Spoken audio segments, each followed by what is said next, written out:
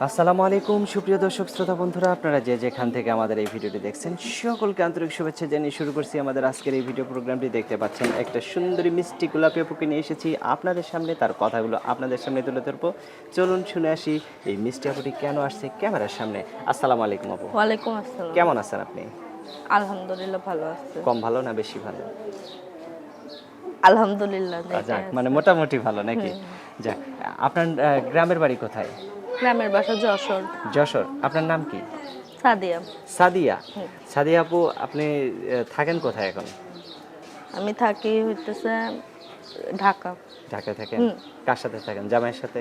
না, জামাই নাই? মার সাথে থাকে। মার সাথে? আপনার ভাই বোন কয়জন? ভাই একজন। একজন? হ্যাঁ। আপনার বড় না ছোট? আমার ছোট। আপনার ছোট? আপনার বয়স কত? আমার বয়স 17। 17? বিয়ের বয়স হয়েছে? হয়েছে তো। হয়েছে না? আচ্ছা, তো বিয়ে হয় নাই নাকি? না, বিয়ে শাদী হয়নি। তো কেমন মানুষ পেলে বিয়ে বসার নিয়ত আছে?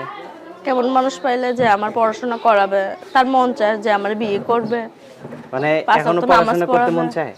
মন তো চায়, এখন যদি সে করায় ভালোবেসে করাবে, আর না হইলে সে আমার বিয়ে করবে। আমি বিয়ে কোনো করার সমস্যা জন্য নেই? না। কোন ক্লাস পর্যন্ত লেখাপড়া করা হয়েছে? Matric pass.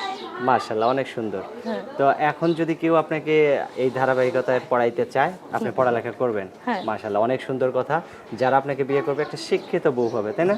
পড়ালেখা যদি করায় তাহলে যদি কি করায় হওয়ার নিয়ত করাবে, আছে? আর না করাইলে সমস্যা নাই। আমারে দুই মুঠো ডাল ভাত খাইলেই হবে। আচ্ছা, বুড়া মানে হোক যদি জোয়ান কেউ হোক পড়ালেখা সমস্যা করায় নাই। আপনাকে, বিয়ে করে তারপরেও পড়ালেখা করা যায়, যদি কেউ করায় তাহলে করায়, কি তার হওয়ার নিয়ত ব্যক্তিগত আছে? ব্যাপার। কি হওয়ার নিয়ত আছে পড়ালেখা করে?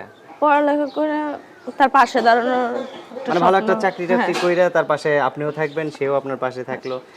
যদি আপনি ধরেন আপনাকে পড়ালেখা করাইলো, পড়ালেখা করতে গিয়ে তো অনেক মানুষের সাথে পরিচিত হবেন, তখন দেখা গেল আপনি তাকে ভুলে গিয়ে নতুন আরেকজনকে ধরলেন, তখন কি হবে তার অবস্থাটা? না, এটা হইতেছে বিশ্বাসের উপর নির্ভর করে। Right. এখন আমার যদি সে ভালোবেসে পড়ায় পড়াবে, আর না পড়াইলে তার ব্যক্তিগত ব্যাপার, আমার কোনো সমস্যা নেই। আচ্ছা, পড়াইতেই ঠিক আছে। হবে এমন কোনো কথা না। এখন সে আমার আপনাকে বিয়ে দুই করে মুঠো যদি ডাইল। তার জেলায় নিয়ে যায়, হ্যাঁ, অবশ্যই আমি যাব। কেন, স্বামীর কাছে বিয়ে হলে তো স্বামীর কাছেই যায়। কিন্তু মানুষ তার তার বাপের বিশ্বাসটাও বাসায় তো থাকে অর্জন না। করা লাগবে, তাই না? এখন আপনার যদি সে বিশ্বস্ত না হয়, তার সাথে তো আপনি বিয়েও বসবেন না, যাবেনও না। আগে পরিচিত হবেন, বিশ্বস্ত হবেন, তারপরে। এখন এই অনলাইনে বা এই নাম্বারে আপনি কিভাবে তার সাথে বিশ্বস্ততা অর্জন করবেন, বা তাকে আপনি ভালো করে চিনবেন, বুঝবেন কিভাবে? আমি একটা নাম্বার দিব, সে আমার সাথে যোগাযোগ করবে।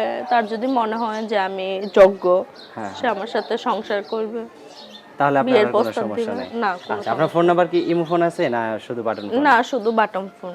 একটা ইমো ফোন থাকলে ভালো হতো না? ইমো ফোন ছিল, এটা ডিসপ্লে নষ্ট হওয়ার কারণে আর ঠিক করি নাই। আমরা আপনি ঠিক গরিব আছেন তো? মানুষ। হ্যাঁ। আচ্ছা, আপনার ফোন নাম্বারটা মুখস্থ আছে? না, মুখস্থ নেই, নতুন সিম। আমার হাতে যেটা দিচ্ছেন এটা? কি? তাহলে আমি বলি, আমার সাথে আপনিও বলেন। আচ্ছা, 0177 0177 97 97 82 82 08 08 6। 6। এটাই তো আপনার ফোন নাম্বার? হ্যাঁ। আচ্ছা, আর কিছু বলার আছে আপনার? না, না, আর কিছু বলার আচ্ছা, নেই। তো ঠিক আছে আপু, ভালো থাকবেন। হ্যাঁ, প্রিয় দর্শক, আপনারা ভালো থাকবেন। আজ এ পর্যন্তই। আল্লাহ হাফেজ।